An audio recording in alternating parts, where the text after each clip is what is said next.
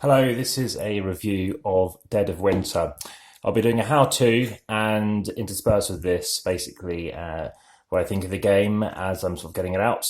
It is a full-size game box, so I talked before about games of sort of this kind of size, and this particular game is one that I don't always get a chance to get out, and the reason being is I need to recall how to play the game. So by putting this video together, as you'll see in the descriptions, you'll see there's a reason why I like to record videos too. So this is a zombie themed game. What I'll be doing is literally, as you're seeing, laying stuff out as I play. So keep everything elastic banded up. It's important to make sure that you can quickly get stuff as you're there. So I'm just explaining the various bits. We have search cards, which displays down to the left. I'll have secret cards, which won't be needing all of those. What I like to do is always put one card back in the bag, so we're able to quickly get that stuff. These will be the character cards, so again, nicely elasticated. At the ends, which basically stop it from bending. So I'll leave that there. These are the Crossroads cards, which you draw for every character. So again, I'll just leave those off to the side for the time being. Now, over here, what I'll be doing is getting out the characters. Now it's been bagged so that you've got all the zombies in one pile. Got a spare bag here, which is handy to have a spare one. I think that's probably for these cards. All the characters in one bag as well. This happens to be a sandwich bag. Again, trying to find them can be difficult, trying to sort through the box. We've got the other character information here, that first player marker, round marker, stuff like that. We have bits to do with food and tokens, so again that can be split into one of these other bags. Talked about the zombies. The dice, other tokens as well, including barricades, and then these represent basically one per player. For space, I'll be just showing you a playthrough of, say, beginning of a first round. This all needs going out too. So the gas station, let's stick over here. Now, I'm going to leave it just at the bottom, just so you can see it in shot, and the same for a few other ones. So here's the police station. This is number one. It doesn't matter if they're in numerical order. I'm going to place this upside down here again, just so you've got that in shot too. I'll tell you what I'll do. I'll leave it out to the side here. So you've got a grocery store. We're going to have the school, the library. In this instance, just because of how I'm filming, I'm going to leave this over to the side. Some of this we won't be needing much when we're actually playing. So the library, let's leave that there, and a full one in shot there. Okay, so we are seeing the vast majority of the stuff on the table. What I'll do is actually just show you a player aid as well, which tells you everything that happens in a round. That fits quite nicely here. This is basically telling me what we're going to be working on. So what we're doing is need to choose a scenario. So the scenario we're picking as a start, they say we need more samples is one of them. What it needs to do is just grab basically what these samples represent. So I've wanted to play this in order. So basically these will tell you these kind of startup setups. This is MO2, I happened to play that last night. We happen to lose, I have played that mission before. This basically tells you how you're starting things off.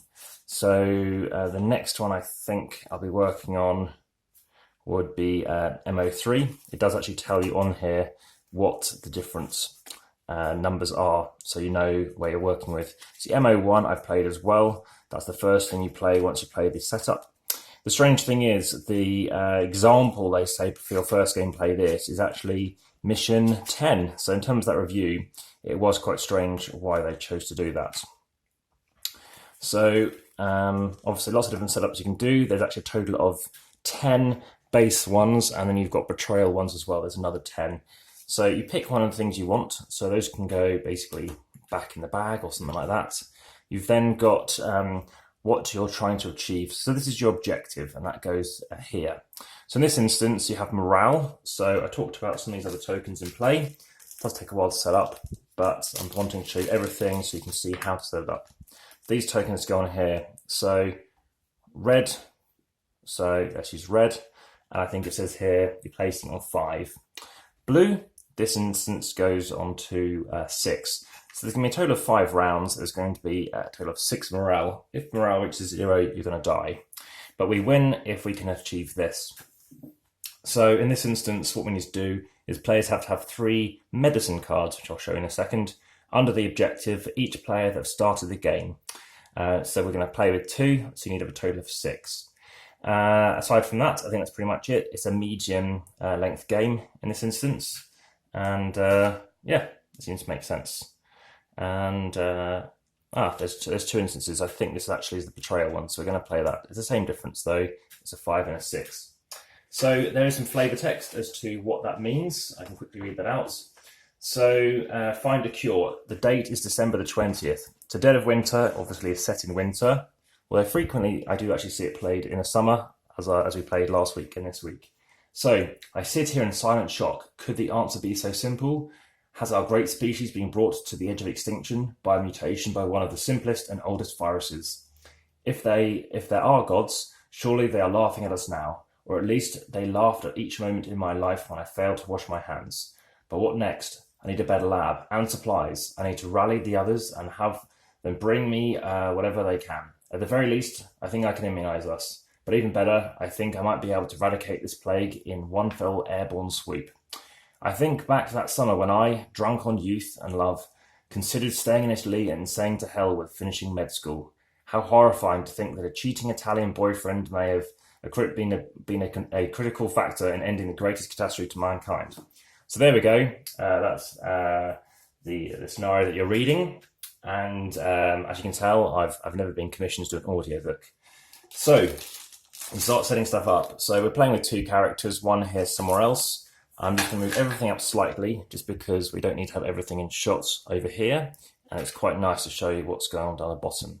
So at the bottom here, you can see that we have various things needed, such as dice. So everybody starts with 2 characters. 2 characters means you get 1 die plus 2 for people you're using. So that's where your unused action dice go, and I'll go there in a second. You're going to be choosing your characters. Choosing characters means you're taking these and randomly receiving 2. So you'll be receiving 4, and you're going to pick 2. So I'm just going to take 4. I'll explain how they work in a second. So we have different characters. We have Edward White, the chemist. He basically can attack. So part of the game is basically not being overrun. If you're overrun, you're going to lose morale, which is close to losing. So attacking is good. So he hits on a 4+. So the lower the better, because obviously you don't need to roll such a high number. And he searches. Search is important, such as doing this objective. And there's some abilities he can do at the colony. So this is where everyone will be starting from. We have Greybeard. He's the pirate. So he can hit very easily, and he's not as good at searching, shall we say. We have the dog. So there's a great thing in the WhatsApp group saying you want to equip him with night vision goggles and a rifle. So you'll be rolling for exposure when you move, which I come on to. He's basically quite good at protecting against that. And we have the truck driver, Rod Miller, who's even on both. And so that's obviously a 67% chance because that's the distribution of that statistics. And when you move him, you don't roll for exposure. So let's just grab these 2 and I'll show you what we can do. So these guys go back, just chuck them to the bottom. And you don't talk about who you're picking. It's meant to be down to you to make that choice.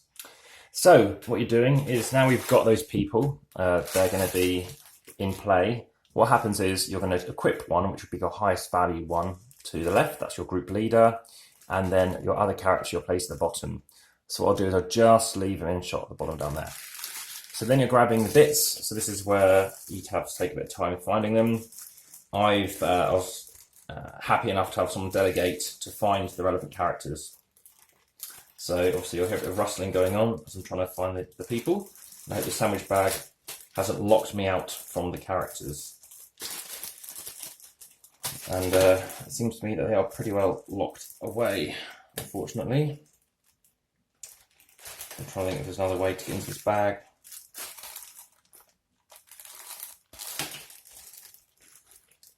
And at the minute, I'm struggling.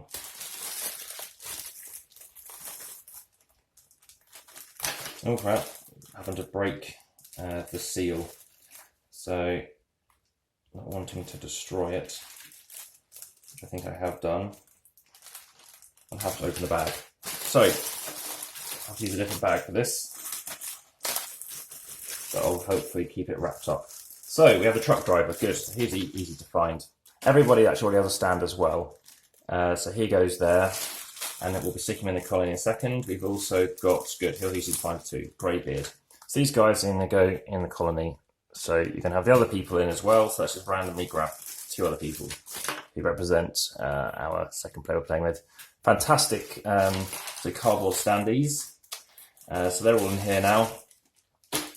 Now what we're doing is, of course, they're going to have their people. We're going to have somebody going first. I recall it being the person who's got the highest number will start. And you'll also be receiving some equipment cards each.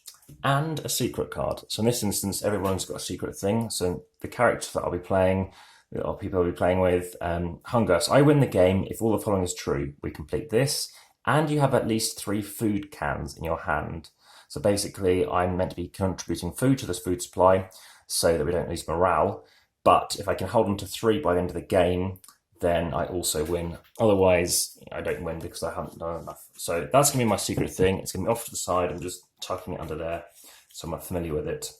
So now I'm going to hand out some of these cards. So imagine they're shuffled. I take 2 initially, and I've got fuel, which is great. We start off with something quite useful to do something with should we need to. Then what happens is we roll the dice. So roll those, and I happen to get some quite good stuff because I can show what I can do with them. And then we take our turns. But before we do that, we have the crisis card, and we need the other opponent to be, well, the person helping us, we hope, if they haven't got a terrible betrayal card. So what you're doing is actually there's going to be a betrayal element to the game, and that means for every player, so in this case it's 2, you add on, you times it by 2 again, so you have 2 more regular cards, and 1 final card, and so it's a 1 in 5 chance that there is a betrayer in the game. So we've just taken these 2 things. This is actually incorrect, I've realised, and that's because these are hopefully put away in the correct order. Yes, they have been. So these should be the starter items. So we randomly distribute these, so they're going to be shuffled and then distributed out. So I think it's a total of 10 starter cards, so 5 each in this instance. And then what happens is you put the remaining items in their location. So if I just get to the end of those, police station. So this will need to get shuffled, but once you've got all the police station cards together, I think there's around 30 cards. Those items will belong there. Now what's quite good in terms of the theme is if you go to the police station, it's going to show you the frequency of something that's there. So in this case, you can get loads of guns, which makes perfect sense, and fuel, also sensible, tools or junk, as it's defined as, and then cans, and then outsiders, which basically means if you lose somebody or if you get this card, you're going to get somebody else added to your hand, somebody else you can play with. So now we've got the grocery store, so quickly just dish that out. Again, it's important to show you how long the setup takes. So grocery store is over here. And then we've got the school. And as you can see, the characters are really cool. You have a kind of drunk, dressed up Santa Claus, which is very funny. So you have the school. So that should be in shot that those are here. And I think the hospital is going to be the best case of just showing you how a whole location is set up.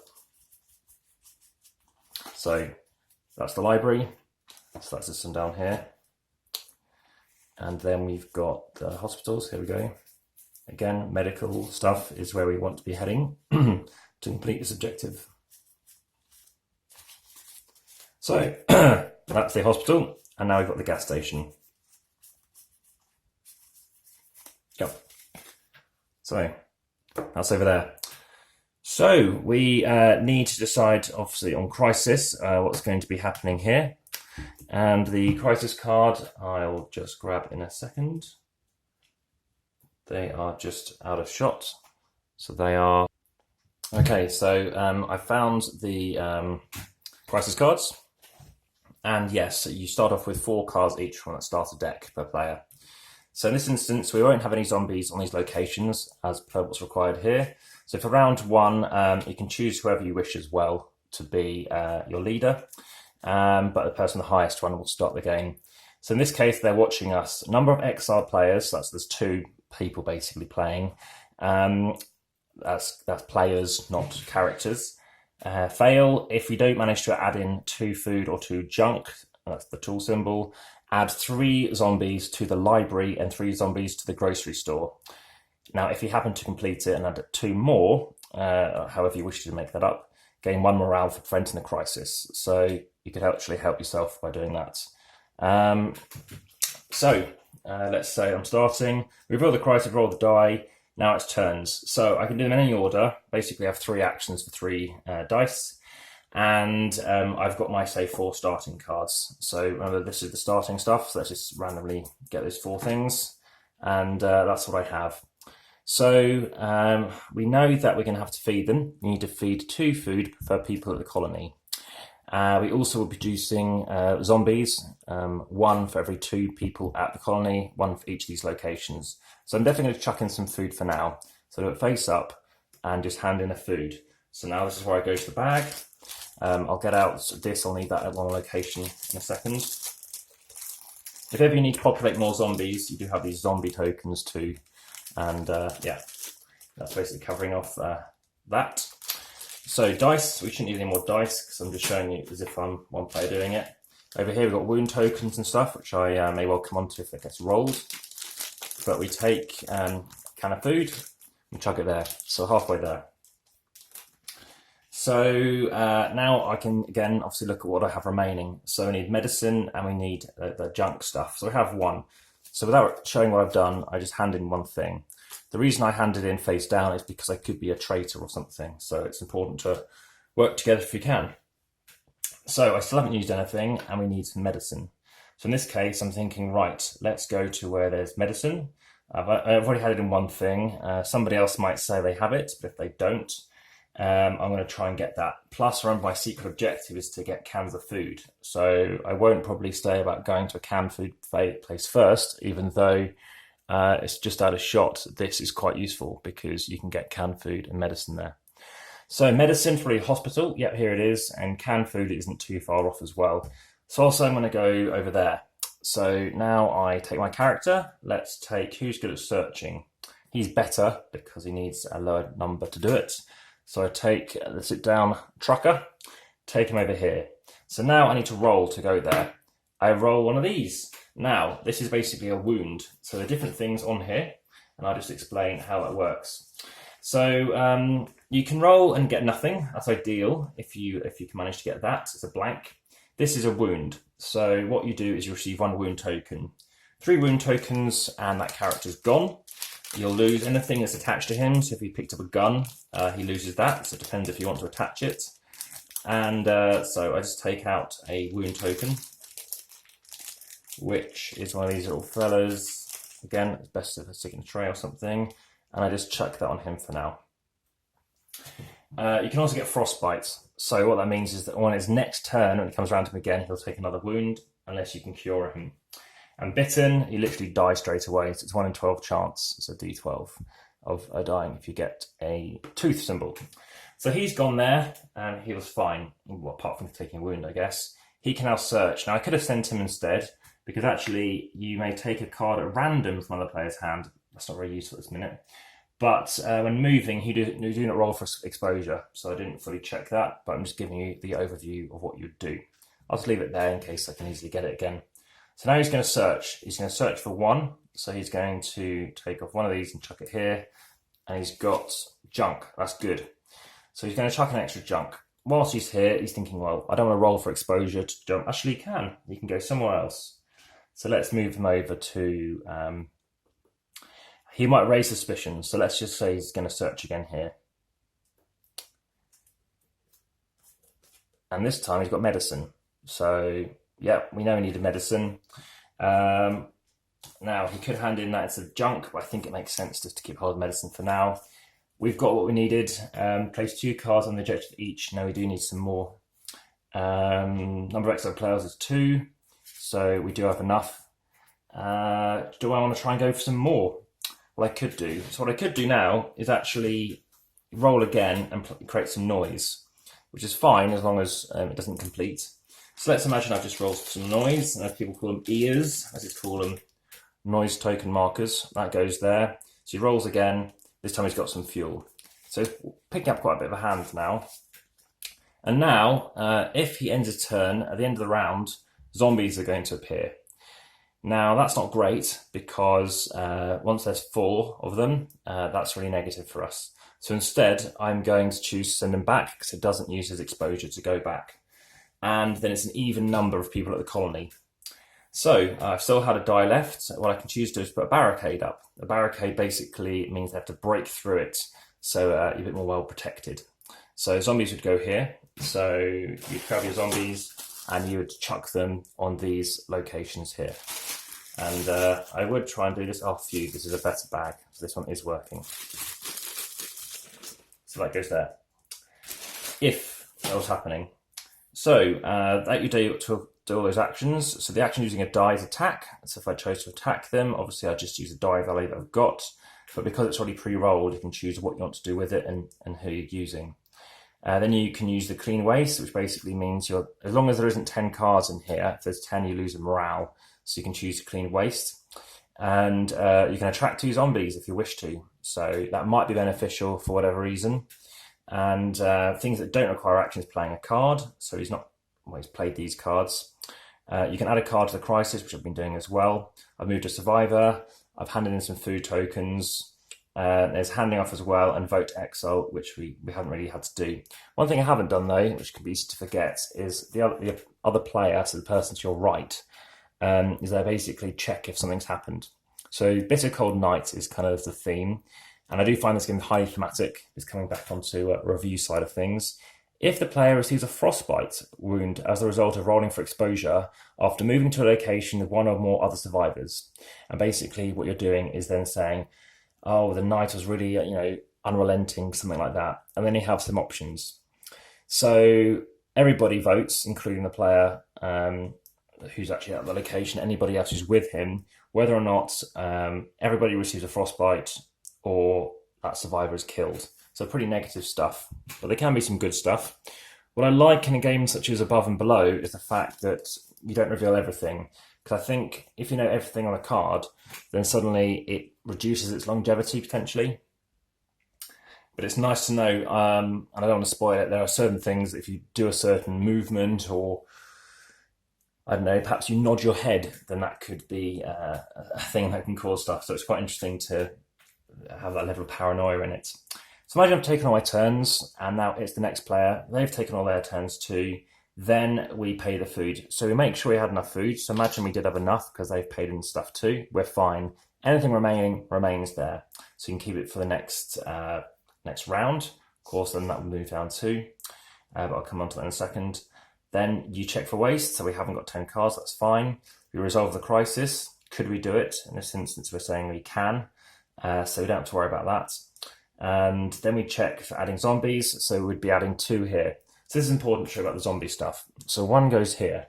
The next zombie does not go on 1, it goes on 2. So it goes counterclockwise or anti-clockwise. And the reason you're doing that is it's basically slowly filling up, and it's to a degree predicting how soon these guys are coming out. Unfortunately, this sandwich bag is also pretty useless, so I won't be picking them out for now. Basically, you'll be putting a person there, a person here, a person there, etc. After this one, it goes round again. But with 4, you're putting out 2. So putting 1, 2. Now, in the next round, if they're still there, you're putting them out again, starting with 1, and then say 2, or whatever, how many it is. It might be 1. Third time, again, the same thing happens. Now, the crucial thing is if this goes beyond 3, it's overrun, and that's negative for you. It can affect morale. It can lead to you getting closer to losing the game. So that's basically why it's important to be sometimes back at the colony and fighting zombies off. So that is about adding zombies. Then you check your main objective. Nope, we haven't won, for example, because you need to be chucking in medicine cards. So I did have some. Yeah, I could have chucked in 1. And in this instance, yeah, so in a total of 4. Okay, so we need to keep going back to the hospital. Then we've got the next phase, which is move around marker, which is talked about, and then pass the first player token. So that goes across to player 2, say. And that's basically how it continues. You're trying to do it before this reaches 0, and obviously that reaches 0. So it's time to start sort of packing up and explaining the thoughts and review on obviously what it's like. So it's highly thematic. I think when I first played this about 2015, I thought. It's probably the most thematic games I've ever played. The reason I say that is because it's so immersive what you're doing. It makes a lot of sense. In the zombie theme as well, it seems to make a great deal of storytelling. It's that game story about we've been bunkered up. We now need to deal with stuff. And when I tend to pack the cards where I do 1, then I do 2, and then I do 3, 4, 5, and 6. So we're doing it in the correct order. And I just need to make sure that goes in the right place too. So I need to put hospital back and these things as well. So hospital is fine. And then that. So yeah, the quality from Cloud Hat Games, I don't recall playing a Cloud Hat game before this, is also really strong. It's fantastic artwork. I really like the variety and obviously the combinations too. I've had the opportunity of seeing a number of promos that you can get for it, which can go for quite good money as well. And yeah, I mean, there's a lot to it. It does take a little while to set up, but hopefully by showing you in this video, it's not daunting, shall we say. I mean, the level of art they've put into everything in here is just really good. I mean, I didn't realise that's actually foldable. I've never known anybody to fold it though, but it just goes to show there's, they maybe thought about that too. I have played a standalone game, which is following on from this, which is called The Long Night. And I would say it has a kind of more of an SAS feel to it, I think, with the mission I played at least. Very good, just as good. And I want to say you can play it solo, but I don't think you can. But I really did enjoy that one too. So if you don't necessarily want to just go for what I see a number of people playing, which is Dead of Winter, you can consider that as an alternative. As an abbreviation, DOW, but there's Days of Wonder also is frequently banded around with that name too. So I'll be trying to pack this away and showing you how it works and seeing what I can chuck into various cards. So in this instance, keeping these cards together, chucking this back in there too, chucking the starter item, chucking all the starter items as well at the start of this pack too. So that's all in here, and then you need a huge elastic band to chuck it all together. So let's make sure that goes in properly. Yeah, as zombie games go, I highly rate it. Like Zombicide, yeah, there are 10 missions that you can play, and I've played all 10 in base Zombicide, and the first one of Black, I won't say Black Horde, but the second in the series of Zombicide. I'm very keen to continue playing. Secret cards go back in as well, so of course I needed those extra things too. And in this instance, you've got other cards here too, which is to do with being the betrayer. So yet to really play with those ones, but that can come in a subsequent video. And yeah, still need to weigh it, obviously. But yeah, in terms of what you're playing with, it's a great set of characters. Obviously, some people you might prefer to use than others, and you might well recognise them from The Walking Dead. There's some people who look very familiar. Like I said, I don't recall many bags coming with the game. I know some people have added some, and yeah, sandwich bags like these, I don't know if I fully like. Sometimes they're not working fully. So this is a large bag game, as I said, so I can fit this while cycling, but it still does take up, obviously, quite a bit of space. It is mainly wooden cardboard pieces, which is positive, because it means I don't actually have to worry too much about excess weight. with lugging around a bicycle. The person who bought this yesterday actually does have a bicycle. Seems like those pieces don't go in there actually. Bit of a shame. I think these cards might. So good. Some cards fit in here. It's for the people.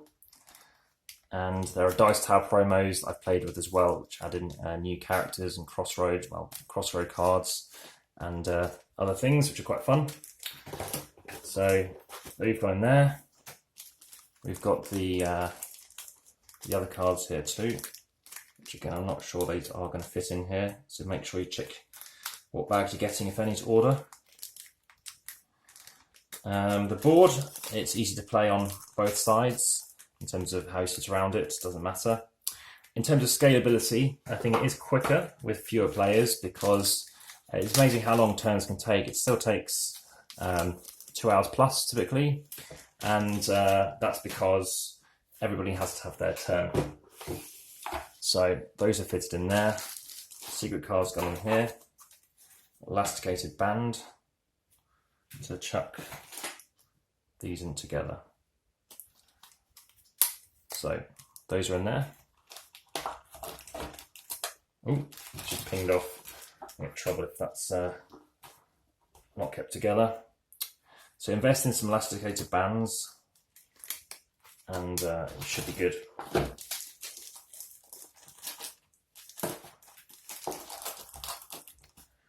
And last thing would be chucking those player markers. So I think I have a spare bag for some reason, but now I've used, but this will work.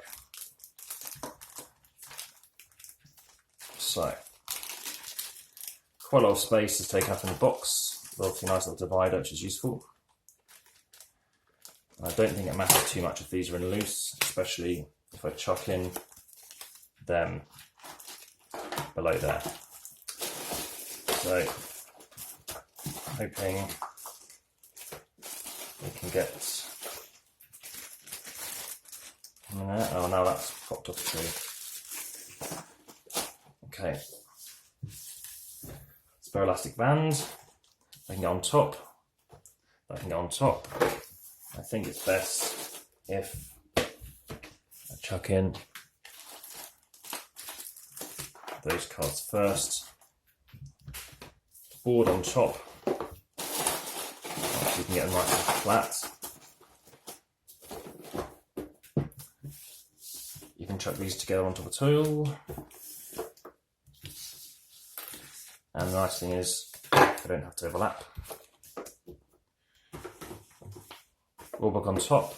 I talked to you about Father Christmas. Get rid of that destruction. See, we've got truck drive down here too. And we can see what this comes in as. So, you're looking at quite a bit of weight to carry around with that one, but there's a full-size box which explains that. 1716, and this is Dead of Winter.